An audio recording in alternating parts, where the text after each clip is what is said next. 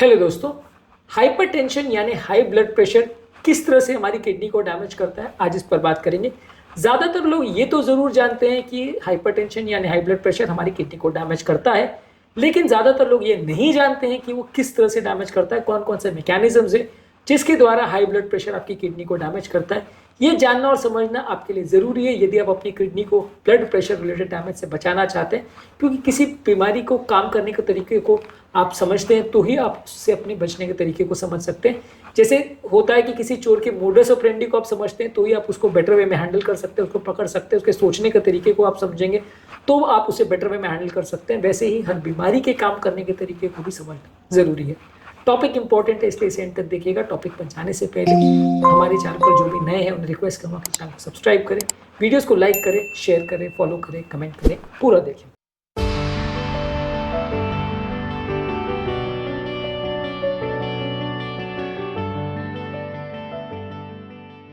Kidney basically एक filtering organ है जहाँ पे हाई प्रेशर में ब्लड आता है और वो एक छलनी जिसे ग्लोमर्स बोलते हैं वहाँ पे छनता है और एक्स्ट्रा ब्लड जो है वो छलनी से निकल जाता है। उसमें जो खराब पार्टिकल्स है वो छलनी से निकल जाते हैं और जो इंपॉर्टेंट चीज़ें हैं उसको किडनी वापस रीअब्जॉर्ब कर लेती है और ब्लड में वापस ले लेती है।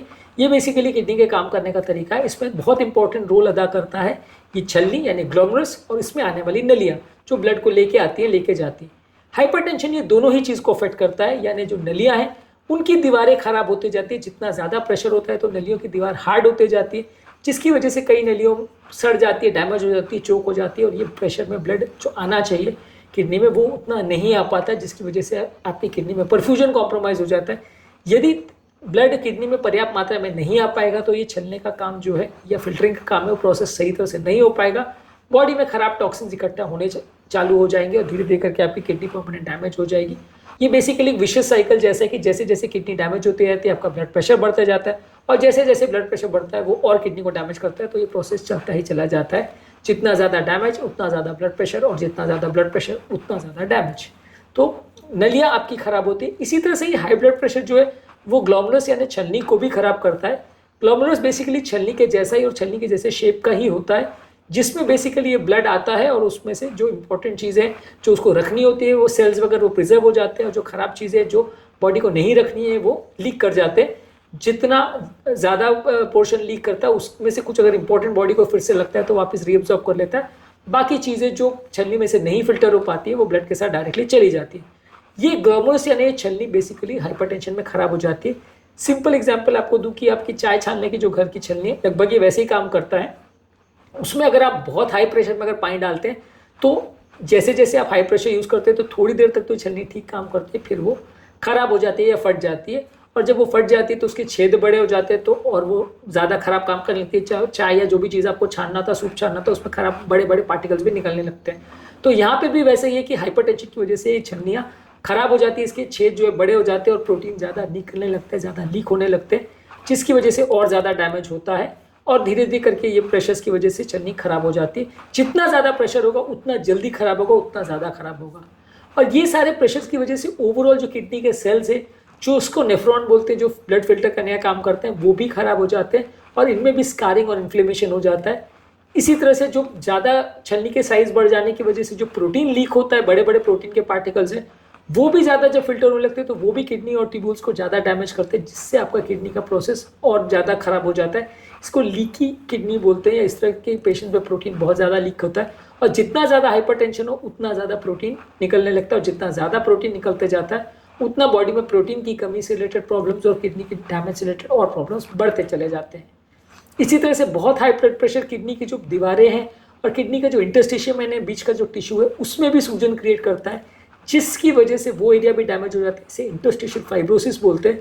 और जब ये होता है तो लॉन्ग टर्म आपकी किडनी एक तरह से सड़ जाती है, ख़राब हो जाती है, काम नहीं कर पाती है। तो हाई ब्लड प्रेशर लंबे समय में आपकी किडनी को कई तरह से डैमेज करता है। इसी तरह से हाई ब्लड प्रेशर आपकी किडनी में एक रेनिन एंजियोटेंसिन सिस्टम को एक्टिवेट करता है और ये रेनिन एंजियोटेंसिन सिस्टम जो है किडनी को और ज़्यादा डैमेज करता है। ये ब्लड प्रेशर को और ज़्यादा बढ़ाता है, आपके इलेक्ट्रोलाइट्स के बैलेंस को बिगाड़ता है, जिससे कि बात और बिगड़ती जाती है।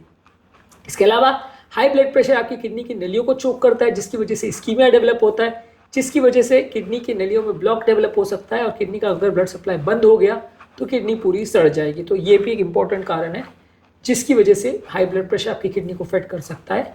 इसी तरह से अगर बहुत हाई ब्लड प्रेशर होता है तो सडन अक्यूट किडनी फेलियर भी हो सकता है। जब हाइपरटेंसिव क्राइसिस होता है तो बहुत हाई ब्लड प्रेशर जब 200-250 क्रॉस करता है तो सडन किडनी डैमेज हो जाता है, इसे अक्यूट किडनी इंजरी बोलते हैं। और इस तरह के पेशेंट में भी सडनली आपका किडनी फेलियर में पेशेंट जा सकता है, और पेशेंट की ब्लड प्रेशर को अगर आप कंट्रोल नहीं करोगे तो डैमेज बढ़ते जाता है, पेशेंट का किडनी परमानेंट डैमेज भी हो सकता है।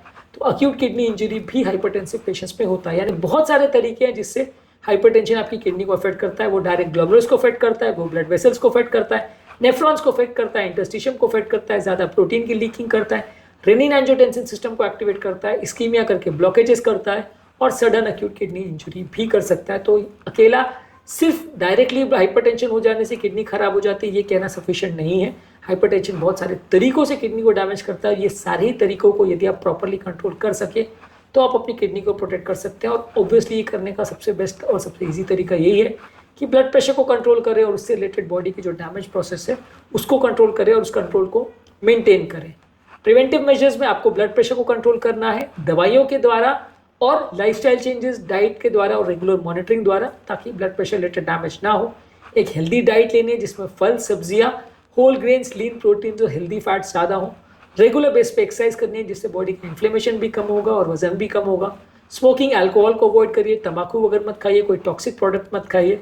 और अगर कोई क्रॉनिक बीमारी है जिसकी वजह से हाइपरटेंशन बढ़ सकता है और हाइपरटेंशन की वजह से अगर किडनी का डैमेज बढ़ सकता है तो उसको टाइमली एड्रेस करना और उसको प्रॉपरली मैनेज करना, सही तरह से ट्रीट करना ज़रूरी है, नहीं तो प्रॉब्लम्स बढ़ेगी। आज के टॉपिक में हमने बात करी हाइपरटेंशन यानी हाई ब्लड प्रेशर किस तरह से आपकी किडनी को डैमेज करता है, किन किन मैकेनिज्म से आपकी किडनी पर असर होता है, हाइपरटेंशन के मैनेजमेंट पर और किडनी डिजीज़ के मैनेजमेंट पर, और उनमें क्या खाना है क्या नहीं, ये सारी चीज़ों पर ऑलरेडी हमने काफ़ी वीडियोज़ किए हैं जो कि आप हमारे चैनल पर देख सकते हैं।